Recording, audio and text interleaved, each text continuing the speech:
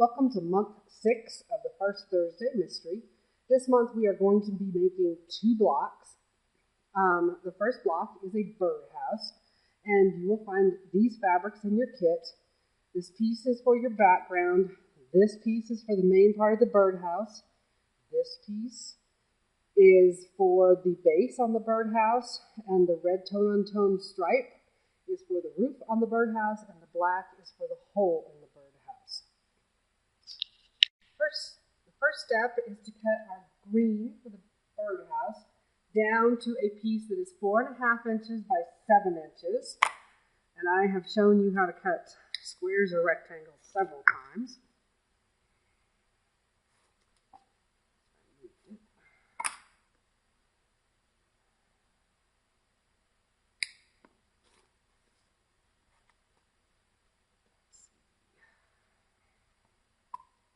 Helps if you pay attention to where you had it to start with.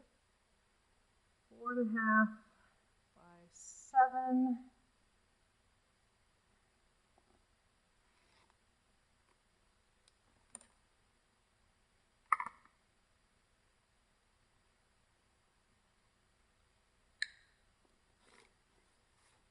Set that aside, and from the background fabric we're going to cut 2 1.5 by 7 inch strips. So I go ahead and give myself a clean edge. And if I'm cutting strips that are the same width, I like to add them together and then cut them. So 1.5 times 2 is 3 inches. So I'm lining the 3-inch mark up with my clean cut edge.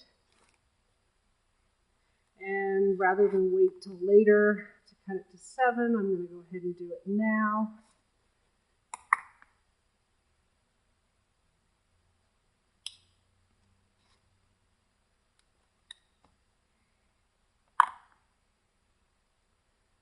Probably would have been better to cut that ahead of time to 7, but either way works. And now to get my 2 strips, I'm just going to cut a 1.5 inch strip from my 3-inch wide strip. And there's my 2 1.5 by 7 inch strips.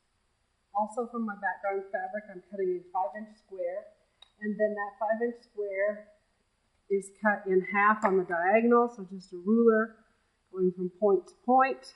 If you're really worried about it, you can line up your 45-degree line with one edge, cut it in half.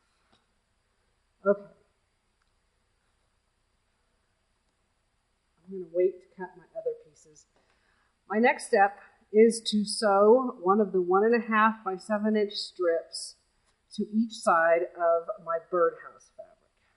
We do that.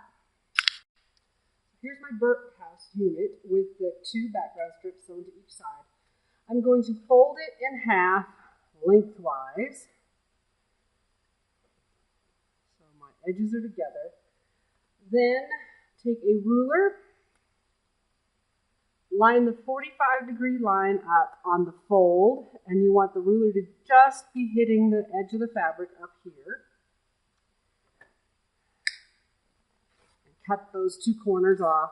So now, starting to look a little bit more like a birdhouse, we have the peak in our roof.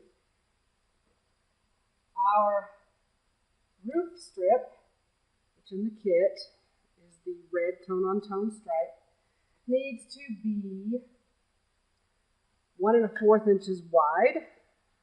I'll go ahead and fold it. So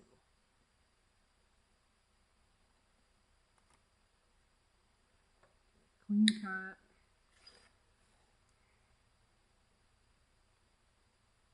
Flip it over, rotate it. Use your rotating mat if you want, or rotate your small mat. So it was 1 1/4. So I have it lined up on my quarter line. Cut it off. So now I'm going to take my strip and first sew it on this side, so I'll just flip it over. My raw edge is meeting up here at the top of the peak, and sew right off the edge. So So here it is. I have sewn down this side. I pressed the seam toward the roof, and I forgot to mention in the last step when I added the background strips, I pressed toward the background. Now just take your ruler, line it up with a straight edge along the background edge, and cut off the excess roof strip. Now we're going to take it back to the sewing machine and sew the roof to the other side exactly the same way. I've sewn the roof to the other side. Again, I pressed toward the roof fabric, and I'm going to cut off the excess roofing, just like in the last step. So I have lined my ruler up with the straight edge of the background and slice it off. My next step is to take those triangles that I got by cutting my 5-inch square in half and sewing them on each side. You're going to have extra to square down, but when I'm sewing triangles on, I like to try to find the center. You can pretty much eyeball it in this case, but if you really wanted to, you could fold it in half, and match those creases. But there's plenty to trim off.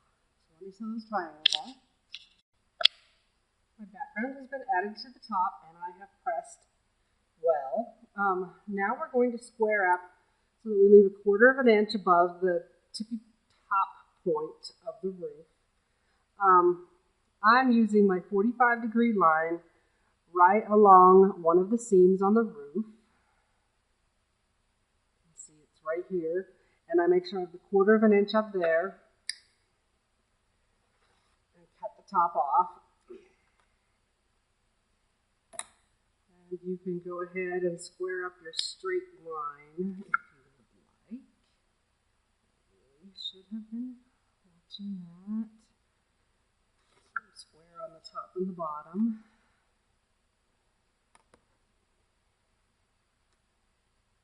And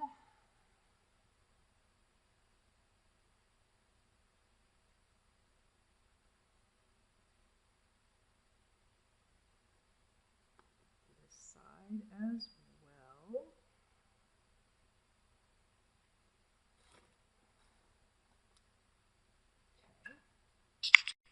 At this point, the block needs to be squared up to 6.5 inches wide by 7 inches long.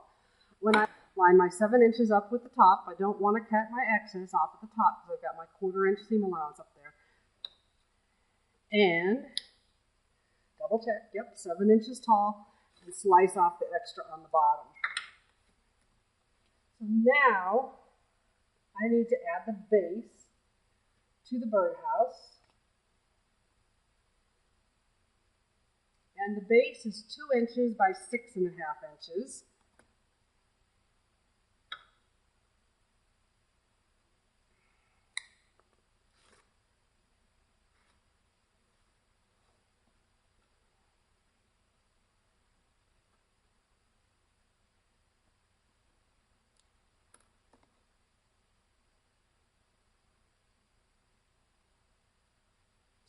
By 6.5.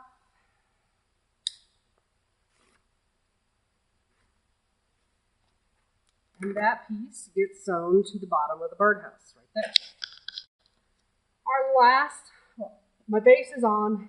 I pressed the seam towards the base because there are fewer seams there, so less bulk. Our last step is to add the hole to the birdhouse. And yes, we are finally going to do some applique. The pattern tells you to use cardboard from like cereal boxes or cracker boxes, and you can certainly do that because we're only doing a circle for this section. If I was doing that, I would use either a compass or a circle template, and I didn't have my circle template handy, but you can get plastic templates with different shapes, like this oval one, and would mark it, and then I would cut it out. When you cut it out, you want to cut it out as smoothly as possible because any jags will show. I actually would prefer the Templar heat-resistant template plastic to cardboard. With this plastic, you can see through it, so when you're tracing other shapes, you don't have to trace onto something else and then transfer it to the cardboard. There is a slightly rougher side. Do your drawing on that side. A pencil will work, a permanent marker. If you do enough circles, at some point, it will probably be worth investing in a set of circle templates. When you take them out of the bag, there is a ring to put them on, so they're all different sizes. There are 3 or 4 of each size, so you can just pick the appropriate one. So that's what I'm using, but if you don't have the circle templates, go ahead and cut your circle out of something. The cardboard, the template plastic. I'm recommending the template plastic because we are going to be cutting other shapes for another block. I just plunk my circle template down on the wrong side of the fabric, and using a marking tool that will show on whatever fabric you're using, draw around it, which I have already done. So there's my circle. And my next step is to just cut that out, leaving about a 1/4 inch seam allowance. Here's my circle cut out and ready to go. My next step is to just do a basting or running stitch all the way around the edge. I want a thread heavy enough to withstand being pulled up or gathered. It does not need to match the piece you're working on because it will not show. There's no reason for you to watch me baste around this circle. There's my circle basted all the way around. I have not cut the thread. I want to turn it over again to the wrong side. Put whatever you're using for your circle template in the middle and pull up your threads. So that's how it looks. And I do knot it off now.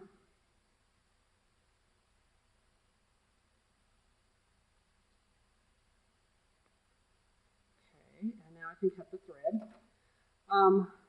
If it slides around, you can recenter it. Now I'm going to go to an ironing surface. You will need either spray starch or spray sizing. I just spray a little bit of it into the cap. And the foam will settle in just a couple minutes, or maybe not even that long. And then the other thing I use is just a flat paintbrush. I'm using ones from my Toll & Decorative Painting, but any inexpensive paintbrush will do. I dip it into the starch or sizing, and I'm going to paint around the edges of my circle.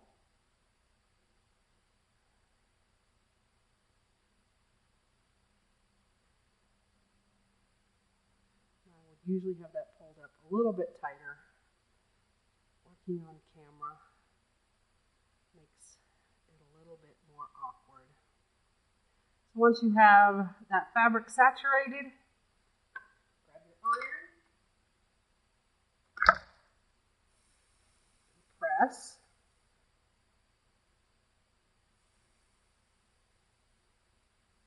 I can actually just cover it, but then you can't see anything. And you can also flip it over and press it on the other side. When it's completely dry, I'm going to remove the template. And to do that, just cut a couple of your basting threads. And you really should let it cool also. And pop that template out.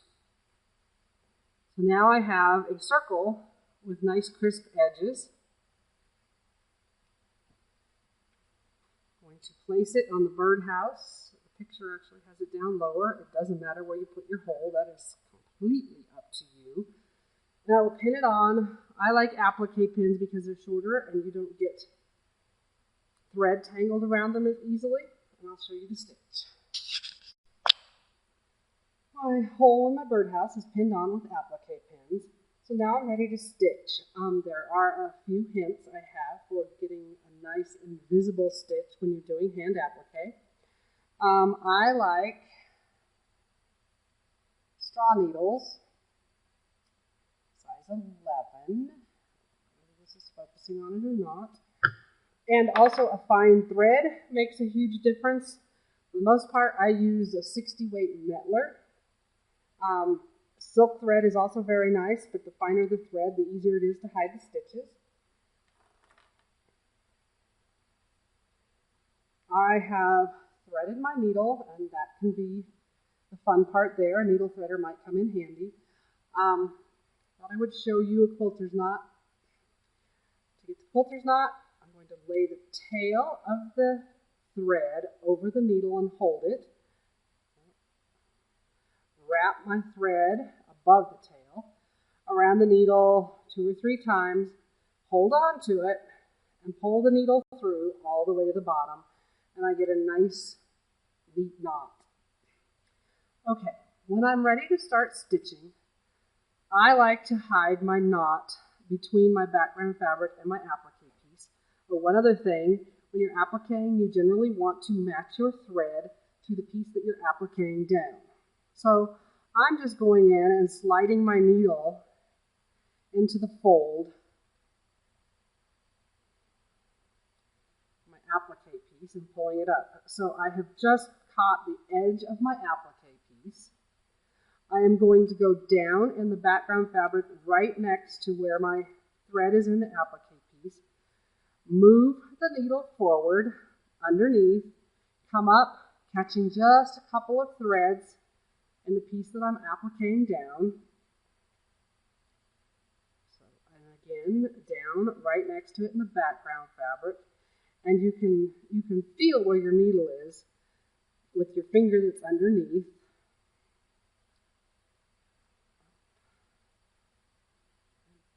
So it's just up in your applique fabric, a couple threads in, and down again into your background, and just keep going until you have the circle sewn all the way around.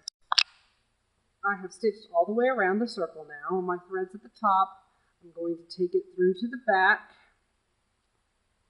flip over, and then I'm just going to make a knot behind the applique fabric.